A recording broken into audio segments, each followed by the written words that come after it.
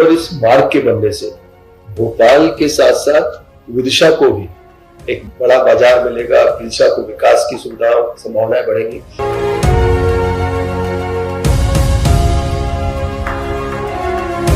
भोपाल को महानगरीय शहर की तर्ज पर विकसित करने की दिशा में मध्य प्रदेश सरकार ने एक और कदम उठाया है।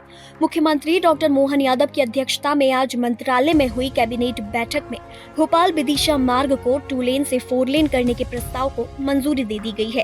करीब 1757 करोड़ 55 लाख रुपए की लागत से बनने वाला ये 4 लेन सिर्फ भोपाल और विदिशा के बीच सफर को आसान नहीं करेगा, बल्कि आने वाले समय में Bhopal Kanpur high speed corridor के लिए एक महत्वपूर्ण फीडर कॉरिडोर के रूप में भी काम करेगा।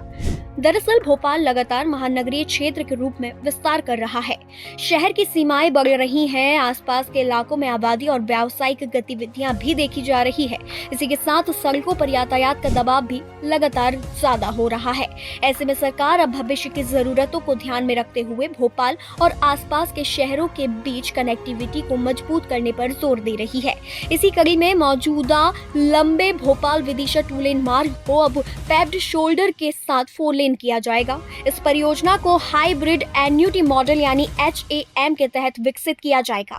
रास्ते के 4 लेन होने से वाहनों की आवाजाही आसान होगी, ओवरटेकिंग और ट्रैफिक मैनेजमेंट बेहतर होगा और सफर को पहले की तुलना में ज्यादा सुरक्षित और सुविधाजनक बनाने में भी मदद मिलेगी।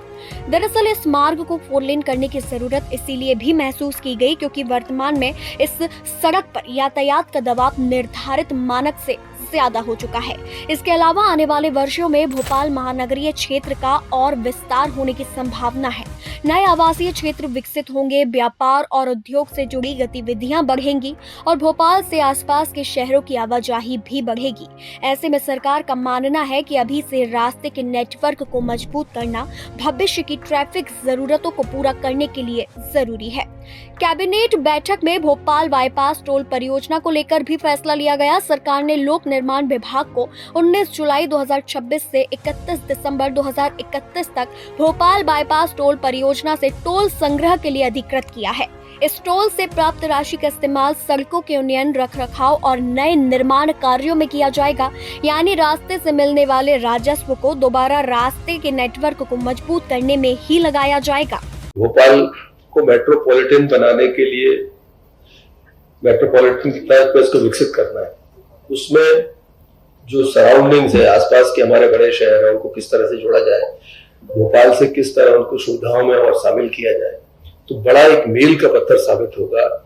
एक 6 लेन यहाँ भोपाल से मेट्रोपॉलिटन बने तो विदिशा को एक भोपाल विदिशा मार्ग का उन्नयन कर रहे हैं। 2 लेन से 4 लेन करेंगे, इसको पेवर शोल्डर निर्माण किए जाएंगे और ये लगभग पहले इसको 1467.42 करोड़ की लागत स्वीकृत की गई थी, लेकिन बाद में इसको पुनरीक्षित किया गया तो 1617.70 करोड़ की राशि इसमें जारी की गई थी।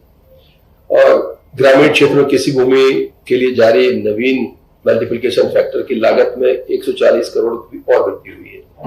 आज हम कह सकते हैं कि लगभग 1757 करोड़ की ये इस परियोजना को स्वीकृति मिली है और ये इस परियोजना हेतु जो कंसेशन हमारा अवधि है वो 17 वर्ष की रहेगी और इस मार्ग के बनने से भोपाल के साथ साथ विदिशा को भी एक बड़ा बाजार मिलेगा, विदिशा को विकास की सुविधाओं संभावनाएं बढ़ेंगी क्योंकि स्वाभाविक रूप से मार्ग बनता है तो मार्ग विकास के रास्ते भी बनता है, इंडस्ट्रीज के रास्ते खोलेगा, आपके होटल इंडस्ट्री है, वेयर हाउसिंग है, लॉजिस्टिक्स है, सारी चीजों का एक तरह से उनको लाभ मिलने वाला है।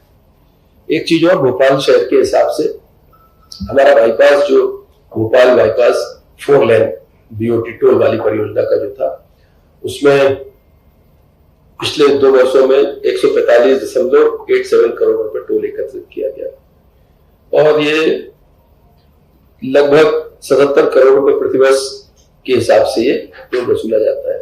इसका उपयोग मार्गों के उन्नयन, रखरखाव और राज्य बजट पर निर्भरता न रहे इसके लिए इसका उपयोग करते हैं। तब कैबिनेट ने इस टोल संग्रह की अनुमति अभी दी है 19/7/26 से इसको 31/12/31 तक 5 वर्ष के लिए लोक निर्माण विभाग को अधिकृत किया है इसको टोल बढ़ाने के लिए। इस पैसे से तो हमारी जो दूसरी परियोजनाएं हैं और मार्गों के उन्नयन और नए निर्माण में भी इसका उपयोग होता है। और बाईपास भी हमारा जो भोपाल बाईपास है, ये एक्यूरेट रहे, मोटरेबल रहे और लोगों को बाहर से यातायात करने के लिए सुविधा युक्त रहे, इस बात की चिंता भी सरकार ने की।